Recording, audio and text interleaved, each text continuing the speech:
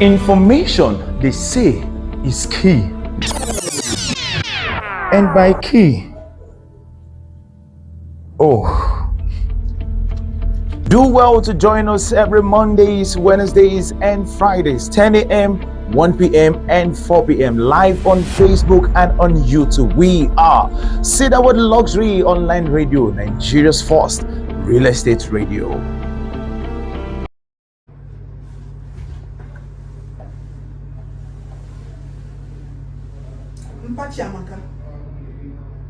Mpachiamaka, you see this list that you don't want me to see. I know you very well, oh. I know you. Make sure you don't use this your wicked and greedy attitude to send my daughter's suitors away, oh. Mechoneba! Mechonu! I the one who trained her. Have you been paying abuse here? But I carried her for 9 months. You carried her for 9 months. Did you carry me for 9 months? Today we'll know whether I married you or you married me. Huh?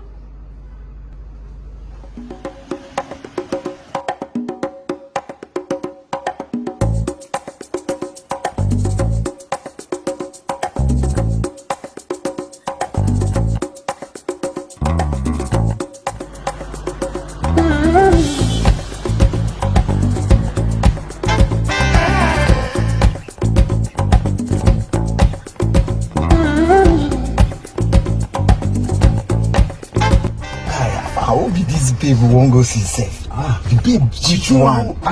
You know you get the plate, the good particular one. Now you have seen her. It's Jessica. You sure have not. I know this lady. You know her. You know her. I'm trying to look good for her. See this guy, you. Lover boy. You know her. I'm telling you.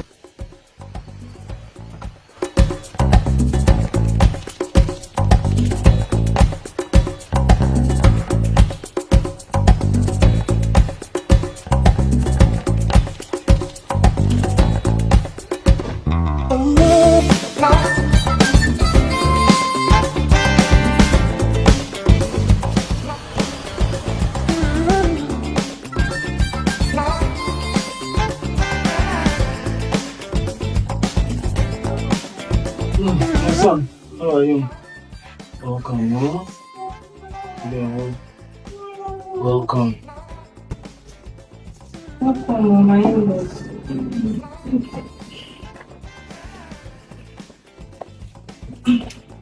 Asa.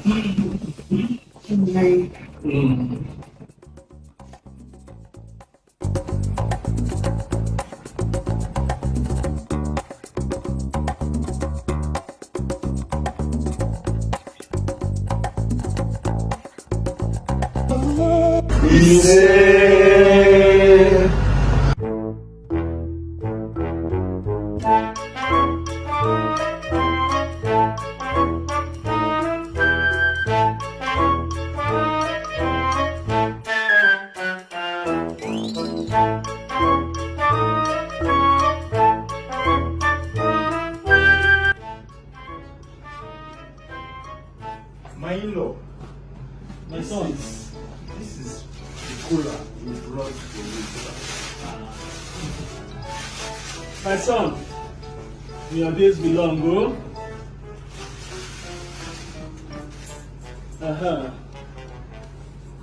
So we are here to ask your daughter's hand in marriage, sir.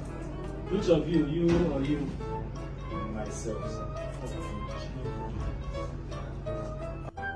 It's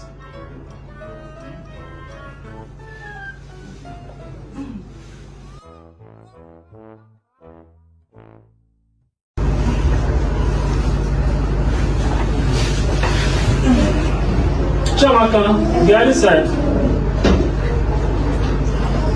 A beautiful daughter. Very brilliant. Do you know this man? Which of them do you know? This one or this one? Yeah. I hope. Go ahead, we'll call you. Young man, you like my daughter, eh? Very well, sir. Yeah, sure. Very well. Okay.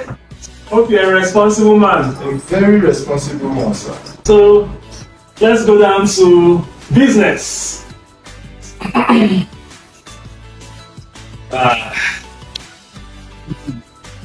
Okay. Here it is, eh? Take a look at it.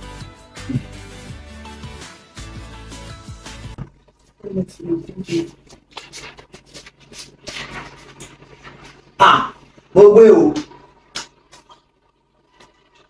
excuse me, sir. My sons. Please, 4 plots of land in any of the billionaire series by P1 Plus. Sir, I think there's a mistake here. A mistake? I think A mistake? What don't you understand? Is it the billionaire's island you don't understand, or the 4 plots of land? Sir, we don't understand anything. Don't understand. Are you not in this Asaba? You've not heard of Billionaire's Island series. You've not even heard of P1 Plus. And you want to marry my daughter? See, that's my daughter. You saw her and you liked her. She's fine, right? Good. Now, Billionaire's Island series are estates offered by P1 Plus. Are the best estates currently in the city of Asaba.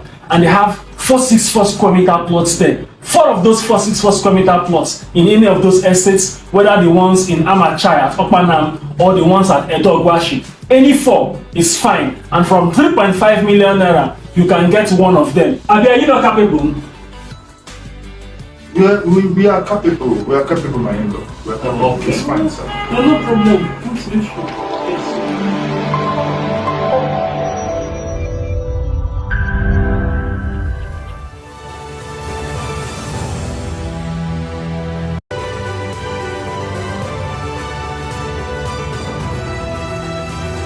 Hello, good morning, Lagos, Nigeria. How are you doing? Trust you had a wonderful night rest.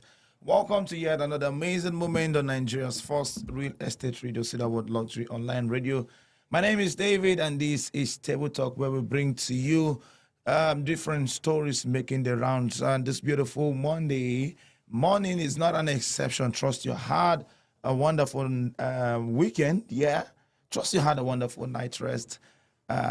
Trust you had a wonderful weekend and hope your Monday morning is going fine as planned. It's exactly 8 minutes past the hour of 10 and now 9 minutes past the hour of 10. Welcome to another special edition of Table Talk. What we do on Table Talk every Monday morning is we bring to you the latest trends and happenings. We look into different stories making the rounds. We carefully select a few. We bring them to the fore. We talk about them and also give you the opportunity to talk about them as well. Well, as a matter of fact, you are going to permit my voice this morning because I sound all cracky. I had an eventful weekend. Yes, I had an eventful weekend. Hence the reason why I sound this way. Thank God for life and to God be the glory. We are healed. We are here and healthy. Yeah. All right.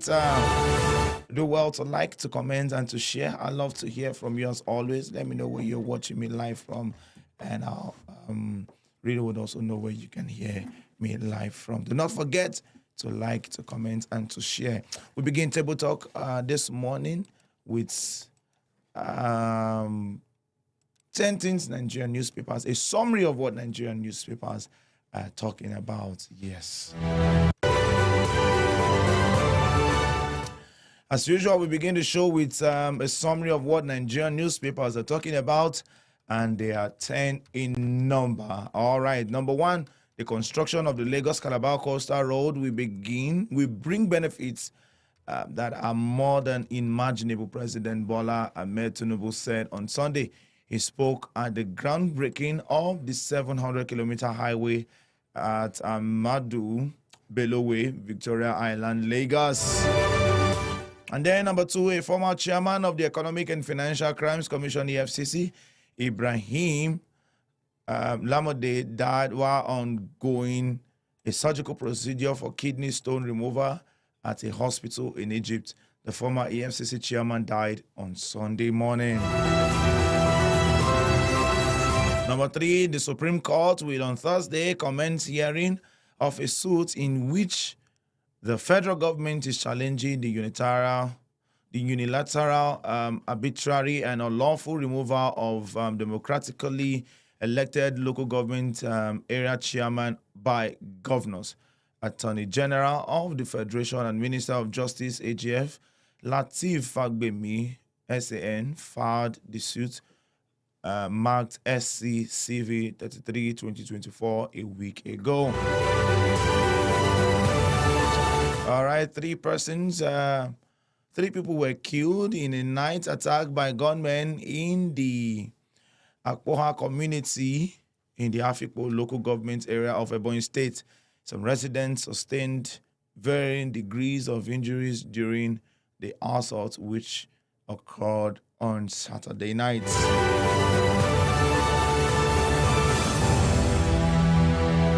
Three persons, number 5 here, were on Sunday confirmed dead and 7 injured in the collapsed mosque on Yusuf Street, Mushin, Lagos State.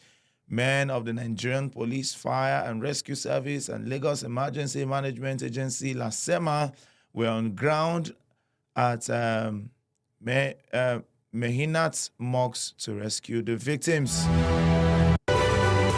Number 6, supporters of the disposed Emir of Kano, Aminu Ado Bayero, yesterday staged peaceful demonstration demanding his return. Some youths in Rano Emirates also yesterday protested the dethronement of Haji Kabiru Mohammed Inua, popularly known as Oton Bawo, from his position as the first-class emir of the Emirates.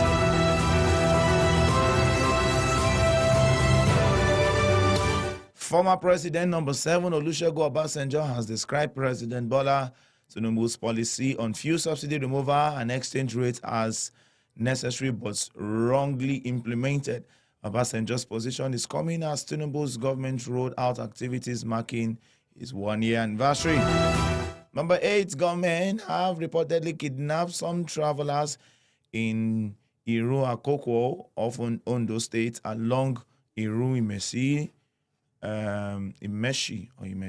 Ekiti Road in Akoko North West local government area of Ondo State. It was learned that the victims were traveling in an 18-seater bus when the hoodlums attacked and dragged the victims into the bush to an unknown destination.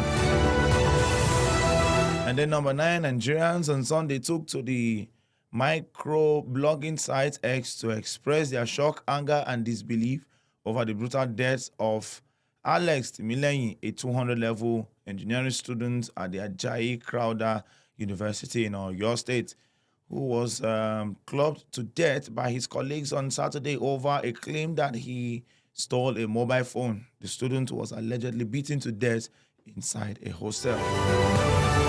And then number 10, the Kogi State Police Command has said 2 of the abducted students of Confluence University of Science and Technology, Osara, has been killed. Speaking with NAN on Sunday, Bertrand Onoha, the state police commissioner, described the killing of the 2 students by their abductors as unfortunate.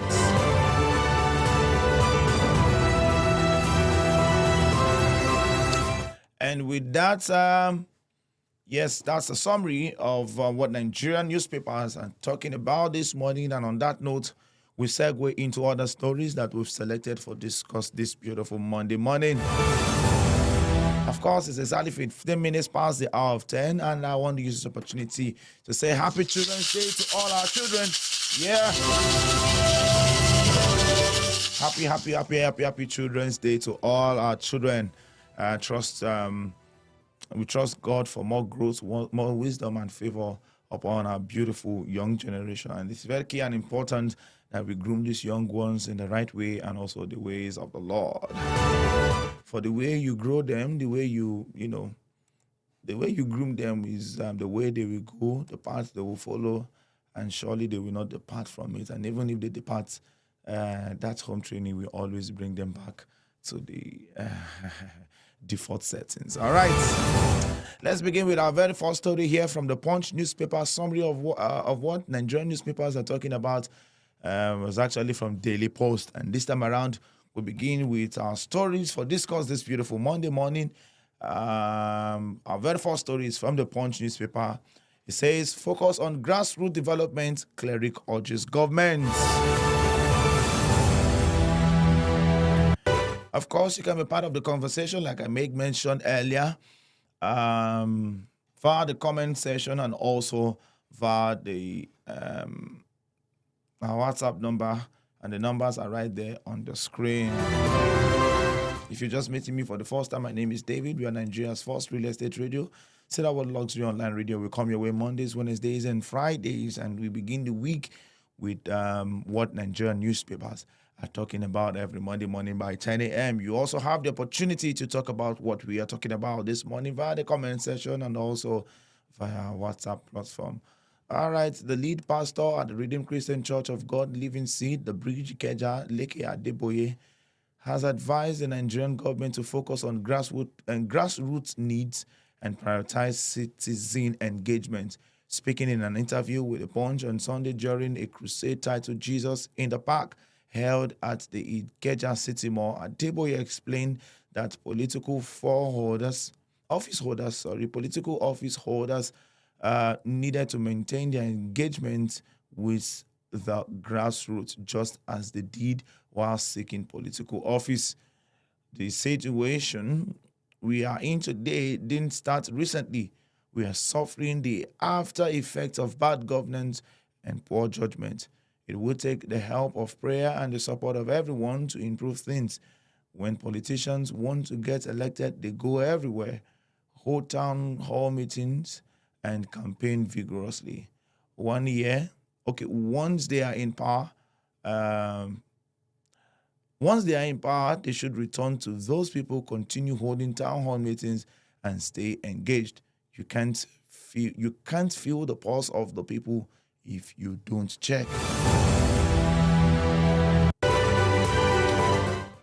It goes further to say that my advice to the government is to revisit and address the past issues and communicate with citizens about their actions. This way, people will understand why things are the way they are, how long it might take to see changes, and how to be patient. The same energy used during campaigning should be applied when in office.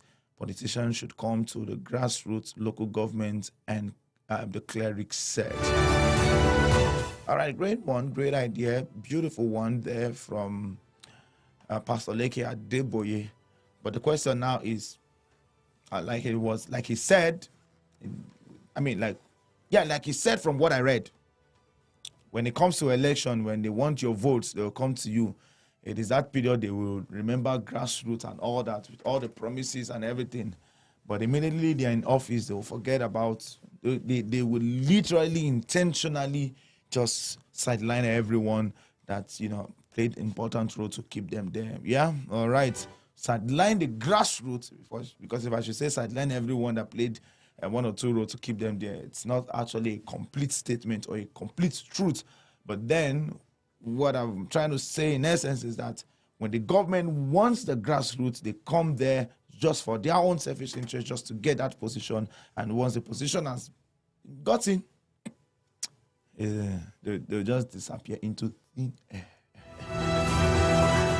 All right, our next story this morning is from The Punch as well. Our priority is law and order. Army clarifies role in Kano Emirates tussle, so that they don't think that and the army is there to support one party or to cause one. You know what happened now in Delta State? So now the army has come out to clarify so that we don't have another Delta State experience. Yeah, they are there for what? Law and order. Should in case anybody wants to misbehave or do anyhow, the person might see anyhow. Are you there?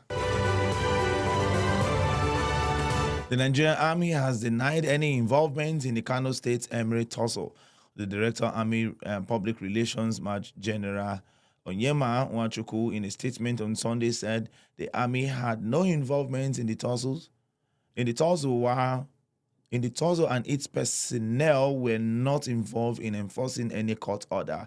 He said, contrary to insinuations by the Kano chapter of the Nigerian Bar Association, troops of the Nigerian Army have not been involved in the Kano State Emirate Tozo and are not involved in enforcing any court order. He noted that the service steps taken were to prevent the breakdown of law and order. Onyema said they have only taken proactive steps to checkmate any possible breakdown or breach of the security that may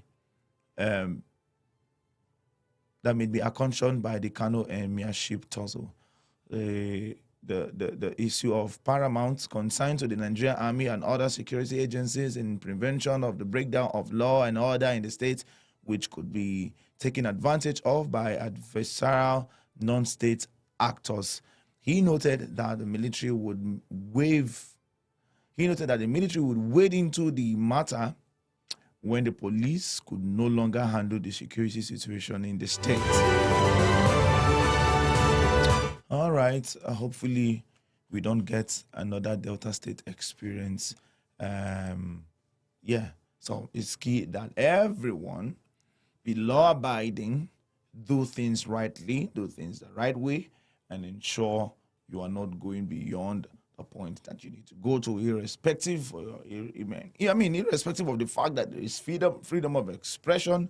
You have your human right, but you see whether you like it or not, where your rights stop, now there another one starts. All right, so you don't, if you overshoot, if you overdo, you will see shake. All right, let's go to the next one. Still on the Punch. The Punch is really punching us stories this beautiful Monday morning. All right, APC didn't work for victory. PDP.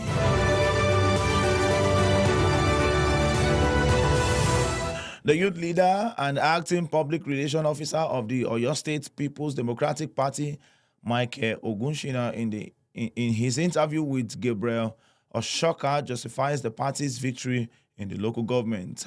All right. A question was asked. I'm just going to take a part of his interview, and then I would encourage you pick up the Punch and take the full interview. It's quite a lengthy one, but because of our time, we wouldn't be able to take the whole of it.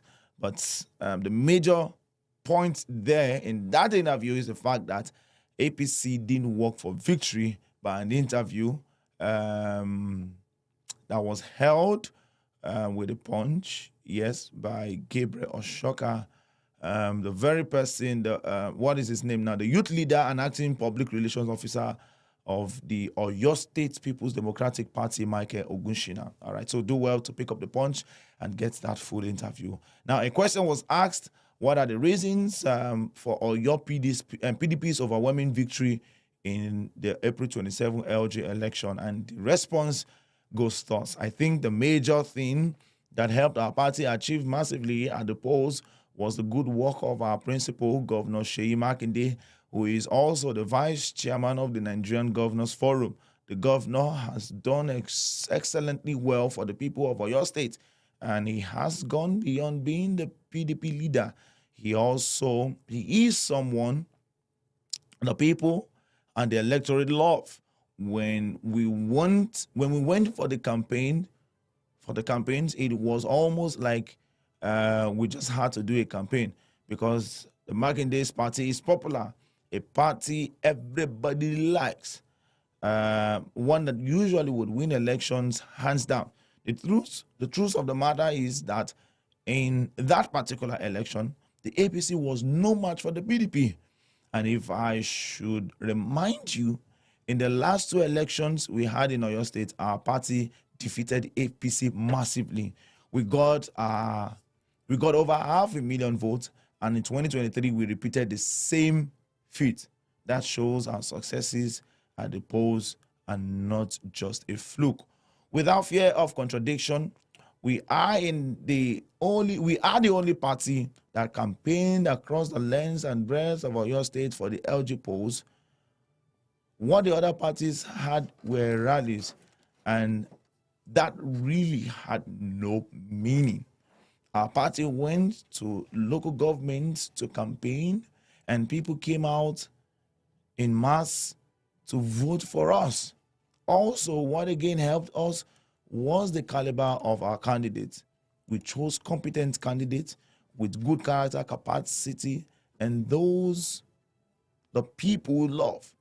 We did not sit in our rooms and then choose just any candidate like the APC did. In many of our local governments, we had a consensus arrangement. We ensured that our leaders, in concert with every major stakeholders, came around and presented a popular candidate. All right, so do well to pick the punch to get that full interview. Let's segue quickly to the next one here, which was part of what I read earlier from a summary of what Nigerian newspapers are talking about. Outrage over brutal murder of your private varsity student. Quite unfortunate. Still on the punch, it says here that Nigerians have taken to the microblogging site x.com to express their shock, anger, and disbelief over the brutal death of Alex Timileyin, a 211 engineering student at the Ajayi Crowther University in Oyo State, who was clubbed to death by his colleague on Saturday over a claim that he stole a mobile phone. I actually saw that very post on X. Was it yesterday night or so? Quite unfortunate, so sad, and it is so amazing that young people or people in general, Nigerians, take laws into their hands. If you suspect anything, why not take it to the right authority? Why not handle it the right way? Jungle justice is not just the best way to get any criminal to confess or to confirm any form of criminality. Now, these young men of this set of students that was involved in this must face the wrath of the law. It is a big must, since they have sense, or they think they can do what they want. All right. The student was allegedly beaten to death inside a hostel known as Shepherd Inn on the school premises after he was allegedly discovered in possession of the stolen cell phone. Punch Metro reported that his attackers had allegedly had the deceased hair forcibly shaved. A source in the school who spoke on condition of anonymity without correspondent because of the sensitivity of the matter claimed that the deceased was beaten from 6 p.m. on Friday to about 10 a.m. on Saturday. Wow, amazing. All right.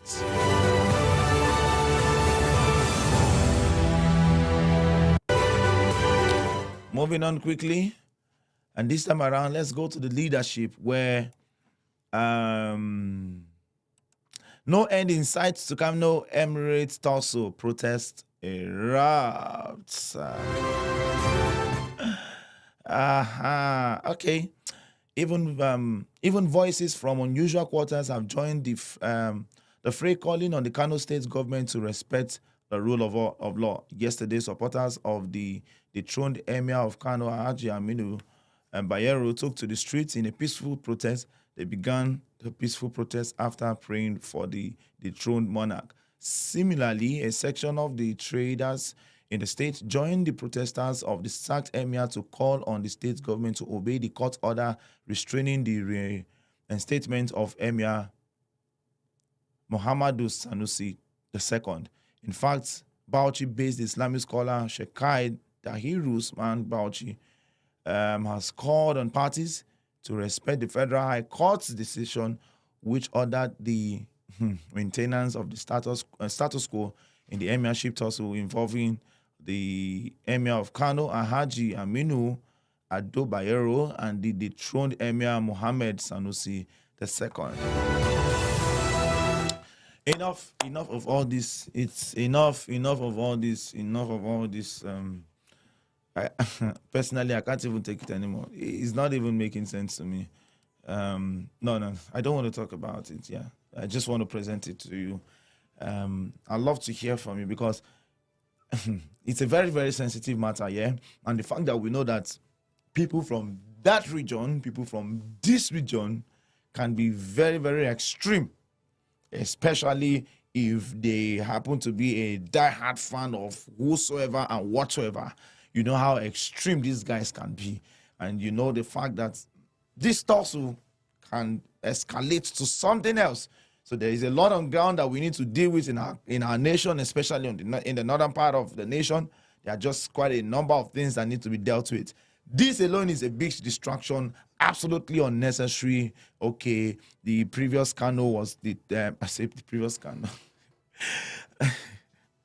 The previous emir was dethroned.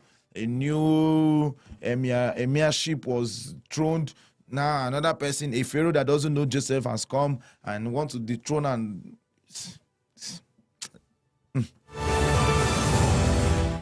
What are your comments? What's your opinion? What do you have to say concerning this enthronement and dethronement?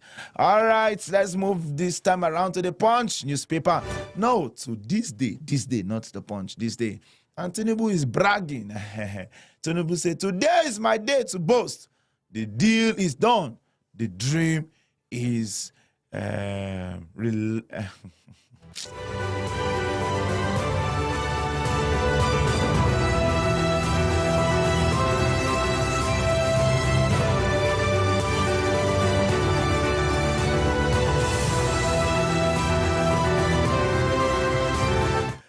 the deed is done and the dream is realizable."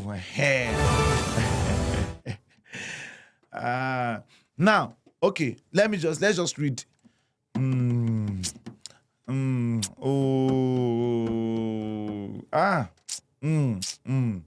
Okay. Where is it starting from? A visibly excited President Bola Tinubu described Monday's flag off of the 700-kilometer Lagos-Calabar Coastal Highway as his day to boast, saying the deal is done and the project is realizable. Tinubu spoke from the Amadu Bello Way, Victoria Island, Lagos, end of the project, which would traverse 9 states along Nigeria's coastal shoreline, while linking the A1, A2, A3, and A4 highway corridors, vertically crossing the western, central, and eastern regions of the country north to south. But Minister of Works, David Umahi, announced that the president had directed the sections 3 and 4 of the Lagos-Calabar Coastal Highway projects should commence from Akwa Ibom and Cross River states, respectively. Former Vice President Atiku Abubakar had questioned the rationale behind the commencement of the coastal highway from Lagos instead of Calabar, the Cross River State's capital. At yesterday's flag off, Tinubu disclosed that the project would revolutionize transportation in Nigeria and bolster the unique economic strengths of each zone. He added that the project was more than a mere road, but a symbol of hope, unity, and prosperity in the country. He also virtually commissioned the design and the procurement for the 1,000-kilometer Sokoto-Badagry Highway. Tinubu commissioned the 461-kilometer Enugu-Abakaliki-Ogoja Road, as well as the reconstruction of the 330 roads and bridges across the 6 geopolitical zones. He also inaugurated the 36.02 kilometer Apapa Oworoshoki Ojota Expressway in Lagos and the just renovated, let me use the word refurbished, Third Mainland Bridge. The president stated, "Today is my day to boast. Today is my day to boast." And my question is, boast about what? Road?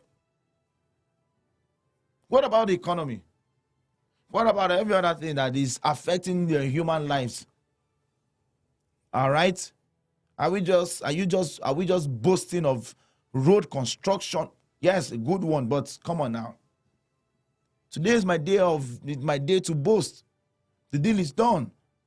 The dream is realizable. The determination to build a nation of prosperity is possible. We said we should build this road and we are determined to do it. And my question again is, in as much as it's a good idea, it's a welcome development, is it the right time? Is it the right time? The deed has been done. You know, when you hear the word the deed has been done, remember that place that was destroyed. The deed has been done. And then when you now put it hand in hand with those properties that were destroyed, and the fact that they are now going back to, you remember I said it on this program, on this show, I think I we'll talk. The fact that, okay, yeah. See, let's not just go over it. The deed has been done, yeah? The deed has been done. Because I heard somebody saying on radio this morning that Nigerians should understand this, and we should get things straight. We should not misunderstand. We should not misquote that the reason why the federal government had decided to reroute the road is because of some cables and some. Okay, I said let's not go over it, Abi. So okay, where. In as much as I want to move on, I also want to just dwell on that conversation and really say what I want to say. Don't mind my stubbornness. Obasanjo gives Tinubu solutions to economic woes in Nigeria, from the Daily Post. Former President Olusegun Obasanjo has told Bola Ahmed Tinubu to ramp up activities around production and productivity to tackle Nigeria's economic woes. Obasanjo disclosed this in a statement by his media aide, Kehinde Akinyemi, on Sunday, quoting the ex-president as having spoken at a colloquium. Nigeria's development, navigating the way out of the current economic crisis and insecurity, delivered at the Paul Ajay Colloquium, PAC, in Abuja. Obasanjo blamed fuel subsidy removal, the harmonization of foreign exchange markets, and dealing with a military coup in Niger for Nigeria's economic hardship. Okay, I'd encourage you to pick the. However, as a solution, the former president said the government should focus on production, noting that there is no shortcut to economic progress. Okay, all right. So pick up the Daily Post and get the full details of this story. One of my duties this morning or every Monday morning is to, make you become aware of these happenings, make you become aware of these stories, and also encourage you as well to pick up this, to do well to, take further steps in getting full and more details on the stories or some of the things that I'm bringing to your attention. All right.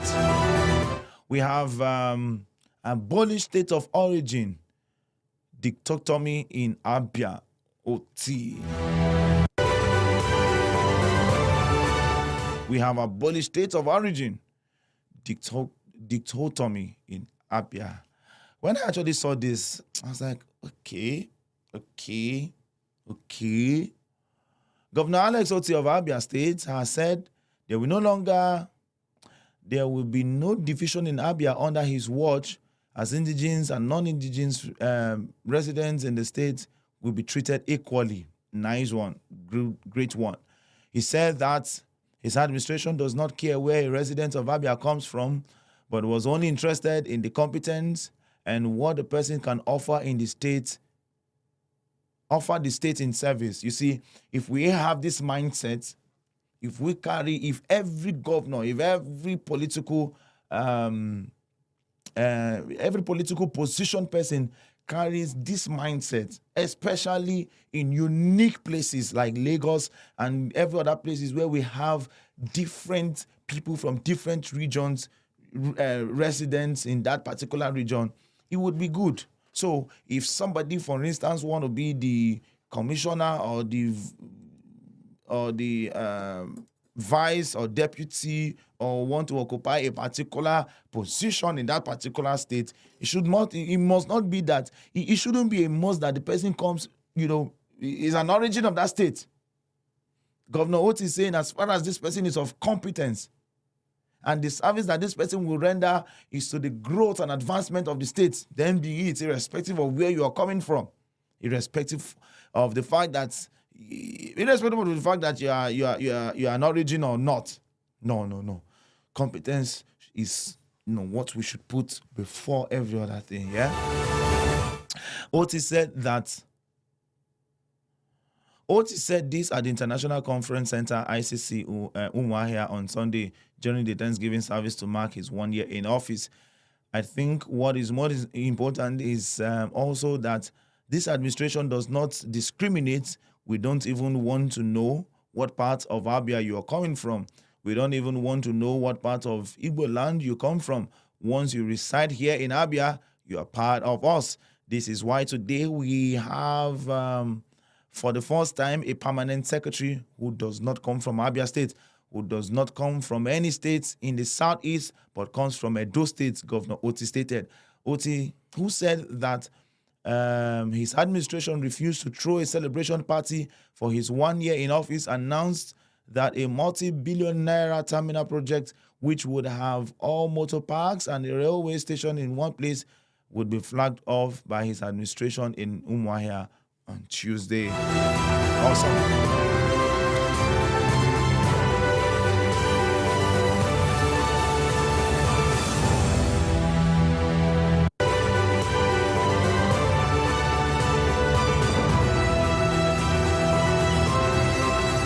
All right, an editorial, which I'm just going to read out the headline because of our time. I think this editorial is from Premium Times. It says 1 year of mismatch between performance and reality. Okay. Since I have just one more story, I'll just take a paragraph from this editorial from Premium Times. Says Tinubu 1 year of mismatch between performance and reality. On Wednesday, 29 May, President Bola Tinubu will be 1 year in office, which he is already. It is a milestone that evokes serious reflection, given the electoral promises of every occupant of that office and the country's existential challenges that needs to be tackled. A juxtaposition of the two extremes in 1 year of his administration leaves no one in doubt of a chance that is apparently gaining. The administration has noticed this incongruity, viewed the public mood, and decided to make the anniversary low-key. A revelation the Minister of Information, Mohammed Idris, made as Tinubu marks 1 year in office. What may easily, cynically come to many minds could be that of the cough and thunderous declaration fuel subsidy is gone. To the chairs of Bretton Woods institutions, the infamous deities of market-driven economy, the liberalization of the foreign exchange market followed. These two policies sparked a perfect storm for the economy. Inflation, their ineluctable consequences, has since then become a bull in China shop. Insecurity, lopsidedness in political appointments, transparency deficit in governance, and disregard for the 1999 Constitution have equally soared to dwarf Tinubu's 8-point renewed hope agenda. I would encourage you to pick up this very editorial from Daily Times, Premium Times, sorry, and read up and get the full gist.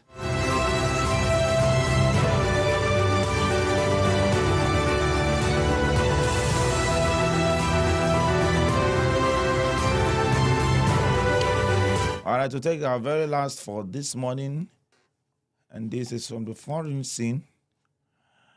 Okay.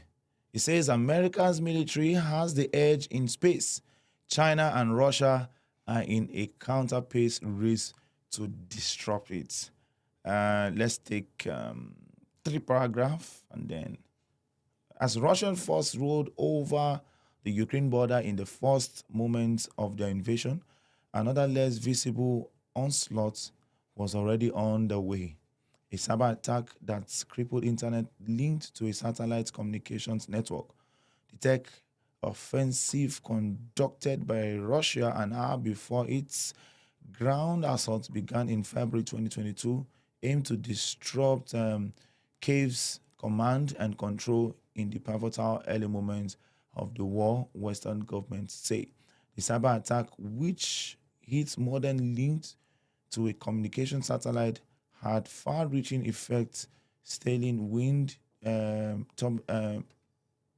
turbines in Germany and cutting the internet for tens of thousands of people and businesses across Europe. Following the attack, the Ukraine scrambled for other way to get online.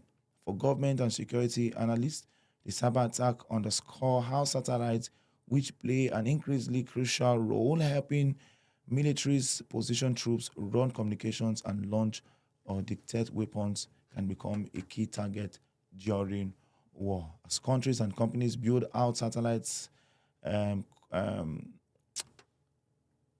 constellations, a growing number of governments are vying for technology that could disrupt or even destroy adversaries' assets, not just on land like Russia's alleged cyber attack, but in space too. All right. Now, in as much as I would love to give you this full article, I want to encourage you to pick up. You can go on Google. You just type CNN News, and then you get this very, very story right here. America's military has the edge in space, but as a matter of fact, China and Russia are in counter space race to disrupt it.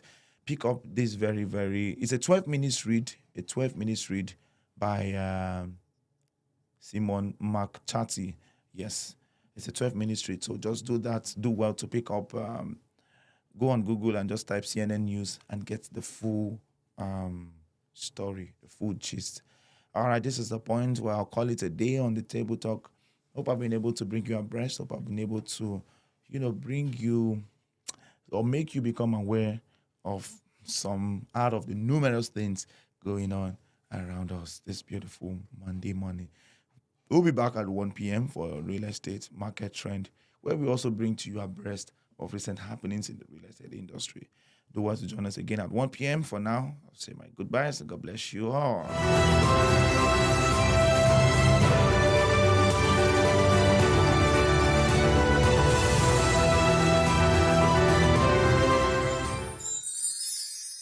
Hi, this is Blessing, my bestie.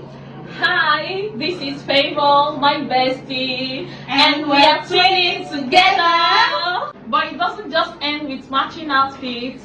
Do you want to know how big girls twin? Come with us.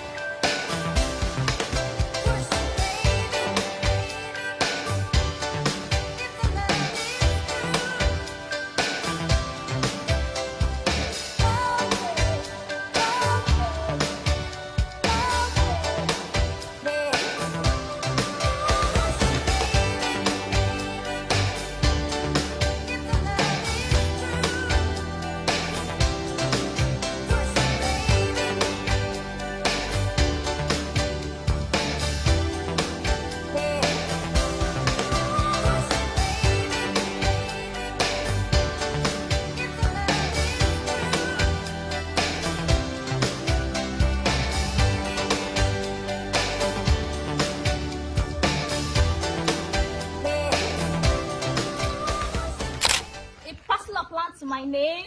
A parcel of land to my name. Now that's how big girls twin. Woo!